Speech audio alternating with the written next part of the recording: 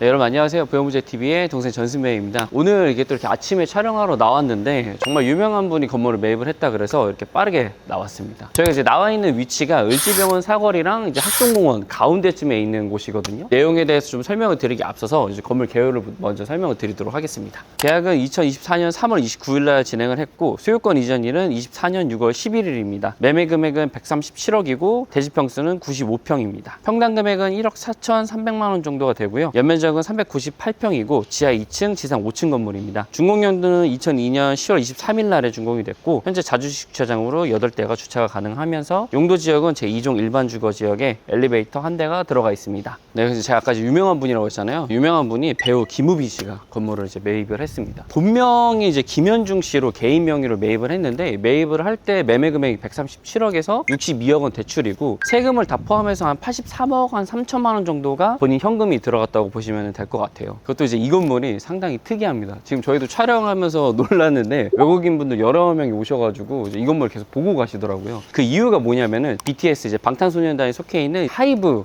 예전 사옥이었습니다. 그때 당시에 이제 빅히트 엔터테인먼트였었는데 2007년도부터 2011년도까지 이곳을 사옥으로 사용을 했다고 하더라고요. 그러다 보니까 건물 보면은 BTS 팬분들이 이제 적어놓은 이제 낙서들이 건물에 이렇게 있습니다. BTS가 인기가 높구나라는 걸 또 한 번 더 실감을 했습니다. 그리고 또 이제 이 건물이 작년 이제 10월달 정도부터 시장에 한 190억 정도에 나왔었던 매물이었었어요. 근데 이제 빌딩 시장이 좋지 않았기 때문에 금액이 계속 내려가다가 결론적으로 이제 137억에 이제 거래가 된 거거든요. 실제 이 건물이 이제 거래가 됐다고 들었을 때 연예인분이 이제 매입을 했다는 소식은 미리 접하긴 했었습니다. 그때 당시에 매도자분이 얘기를 하는 내용을 좀 들어봤을 때는 원래는 계약 자리에는 140억에 쓰려고 자리를 잡았다고 하시더라고요. 근데 이제 오랜 실갱이 끝에 137억에 도장을 찍고서는 마무리했다라는 내용을 들었는데 그런 투자가 저는 상당히 좀 잘한 거라고 좀 생각을 합니다. 장점 중에 이 건물의 가장 포인트를 꼽은 게 뭐냐면 여기가 이제 레벨차가 있잖아요. 요 라인 있죠. 이 건물 이쪽.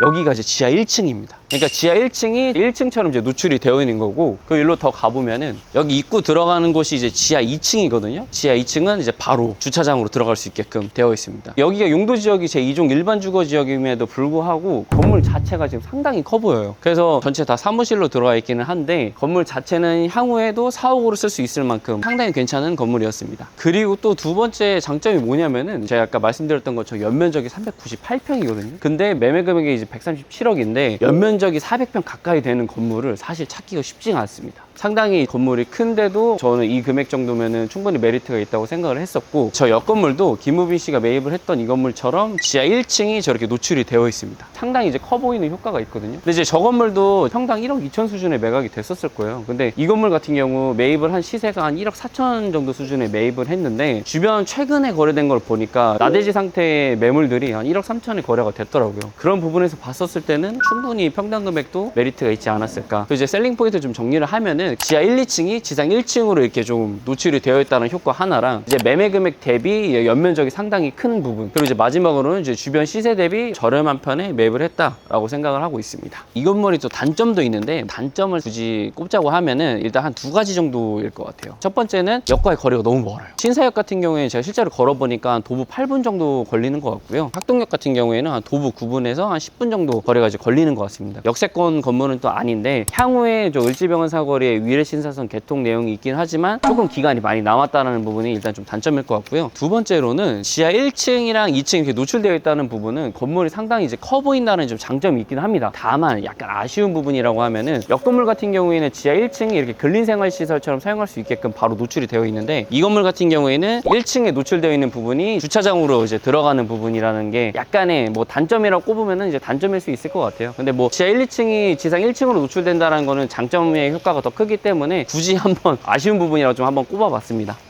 네, 이제 오늘 이제 촬영하면서 되게 좀 특이한 경험이었었어요. 외국인들이 오셔가지고 이 건물에 대해서도 많이 물어보시기도 했고 오셔서 다 이렇게 막 낙서를 하시고 가시더라고요. 일단은 빅히트 엔터테인먼트가 하이브로 크게 성장을 했으니까 김우빈 씨도 건물을 매입을 할 때 그런 부분도 약간 가미되지 않았나 싶기는 합니다. 이런 기운들도 사실 좀 무시는 못하다 보니까 그런 부분도 약간 있지 않았나 싶습니다. 네, 여러분 그냥 오늘 영상 이제 여기서 마무리하도록 하고요. 저는 또 다음 영상 또 촬영하러 가야 돼서 다음 영상에서 뵙도록 하겠습니다. 그럼 안녕.